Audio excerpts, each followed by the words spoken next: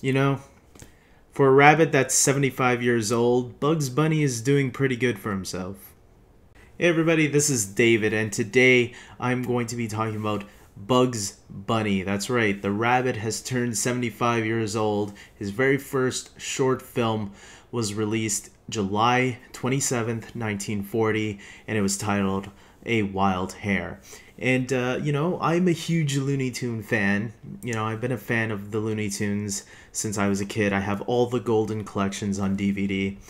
And I wanted to talk about Bugs Bunny because why not? I think he's one of the greatest cartoon characters ever created. And I think I wanted to do a little tribute to the character. And what I thought of him throughout the years, my childhood with this character, and what I thought about him growing up. Obviously, to me, Bugs Bunny is one of the funniest cartoon characters ever made. His sarcasticness and wit and, how he defeats his enemies with brains over brawn. It doesn't matter. Okay, even though a lot of his enemies aren't that smart to begin with. Throughout the years, Bugs Bunny has had many voice actors voice him before, but no one has been better than the legendary Mel Blanc, who's voiced 1,000 characters throughout the years, maybe more than 1,000 for all we know. We do know that he's voiced pretty much 95% of the Looney Tunes throughout the history of the original theatrical shorts.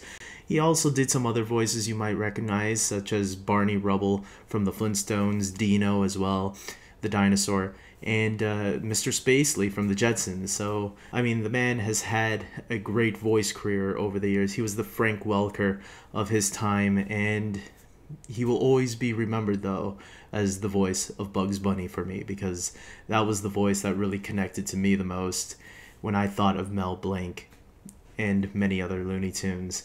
Some of my favorite theatrical shorts are Bully for Bugs, Long-Haired Hare. That's the one where Bugs Bunny goes up against this opera singer. That one makes me laugh all the time, especially the famous line, this means war, when Bugs decides to, and shit is gonna go down with that guy because he wouldn't let Bugs play his music. So Bugs is gonna teach this guy a lesson. Okay, you don't let me play my music, I'm not gonna let you play yours. I'm gonna give you a tough time. Just like you gave me a tough time. There's also Rabbit of Seville, which is a classic for a lot of people. I know a lot of people love this one. The Rabbit Duck Hunting Trilogy is another one of my favorites. That's right, it's a trilogy. There's actually a lot of them where Daffy and Bugs get together, but the Rabbit Duck Hunting Trilogy is definitely some of my favorite Daffy Duck and Bugs Bunny rivalry short films. To me, when Bugs and Daffy are together in a short film, to me that's some of my favorite Looney Tune shorts because I love the interaction between the two of them, especially when Daffy tries to get Elmer to go after Bugs, but it always turns back on him. To me, some of the funniest shorts. There's another Bugs Bunny cartoon that I remembered as a kid, Rabid Rampage. I found out the title of this one recently, and this was a short film that was very similar to Duck Amuck. And now that I'm older and I've seen it more recently, I can see that Rabbit Rampage isn't as good as Duck Amuck, and maybe now I understand. Duck Amuck is one of those Looney Tune cartoons. It's a Daffy Duck short where it's the one where, an artist is messing around with Daffy. Rabbit Rampage is very similar to that one, but instead of, Bugs Bunny at the end messing around with him, because the short is about Bugs being messed with an artist, an unknown artist, we found out that the artist is actually Elmer Fudd at the end. And I could see that they steal a lot of the same jokes that Duck Amuck had, and maybe that's why it isn't as good. You could feel that there wasn't much effort put into that short, but for me, it's still a memorable short in the sense that I like how Duck Amuck did it, but you can feel that Rabbit Rampage wasn't really as well executed as that original one because it was trying to copy that magic. Obviously, Bugs Bunny hasn't only been in short films. Obviously, in the 90s, he was in a theatrical film, Space Jam, with Michael Jordan and a lot of other celebrity and sport celebrity appearances. And I gotta admit, I really loved this movie when I was a kid, and even now as an adult, I can go back to it and enjoy it on a nostalgic level. It's not perfect, of course not, but it is. There's heart there. There's a heart. The movie has heart and soul, so they definitely tried to make something out of it, even though really it's a 2-hour commercial for Michael Jordan. There was also a second film in 2003 called Looney Tunes Back in Action with Brendan Fraser as the lead human character. But the movie doesn't really center too much on Bugs. It centers more on Daffy. Bugs is just like more along with the ride. And I used to try to force myself to really enjoy this movie more than I should have. But really it was kind of a meh movie. True Looney Tune fans I know really enjoy it somewhat. But when I really compare this movie to Space Jam, I think Space Jam was actually the better movie. And it's probably why Space Jam 2 has been trending a couple of times lately. Whenever news about Space Jam 2, or rumors, I should say, starts surfacing, people get excited about Space Jam 2. And I can see why. That movie was the more enjoyable Looney Tune movie. It's kind of sad that Looney Tunes Back in Action didn't really live up to the...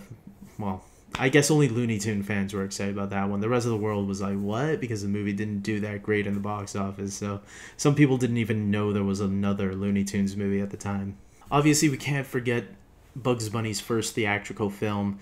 Or it wasn't really his, but he had a cameo in it, Who Framed Roger Rabbit, one of my all-time favorite classic films while growing up. And even to this day, it's still a great film.